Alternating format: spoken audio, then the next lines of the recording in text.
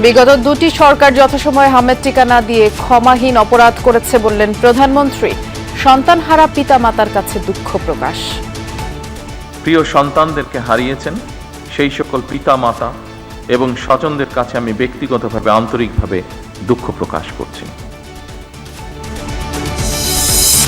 হাম পরিস্থিতি, স্বাস্থ্যগত জরুরি অবস্থা জারির মতো প্রকোপ কমতে সময় লাগবে আরো 1.5 মাস, শঙ্কা জনস্বাস্থ্য বিশেষজ্ঞের।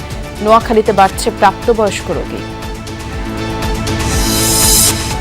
দেশজুড়ে ফিলিং স্টেশনগুলোতে কাটছে না সংকট ভোগান্তি। গভীর রাত থেকে লাইনে দাঁড়িয়েও মিলছে না তেল পাওয়ার নিশ্চয়তা। রাত্র 1:30 থেকে এখন পর্যন্ত আছি, এতটুকু বলতে পারি। ফুয়েল পাস নাকি চালু করছে, তখন ফুয়েল পাস দিব। যে টাইমে মানুষ ইনকাম করবে ওই টাইমটা তেলের ভরার পিছনে আর কি ব্যয় হয়ে যাচ্ছে। সোমবার দ্বিতীয় দফায় হতে পারে যুক্তরাষ্ট্র ইরান শান্তি আলোচনা। হরমুজ প্রণালীর নিয়ন্ত্রণ নিয়ে এখনো টানাপোড়েন, পাল্টাপাল্টি হুঁশিয়ারি ওয়াশিংটন তেহরানের।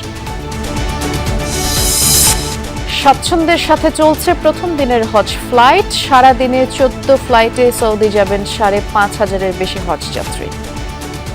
আল্লাহর ঘর দেখতে যাচ্ছি, আমি রাসূলকে কবর জিয়ারত করতে পারতেছি, এটা সবচেয়ে আমার কাছে ভালো লাগে। তারা মুসলিম, তাদের এটা আকাঙ্ক্ষাই থাকে, এটা করতে হবে। আল্লাহর ঘর এবং মদিনা শরীফ দেখার জন্য আল্লাহ যেন সেটা কবুল করেন।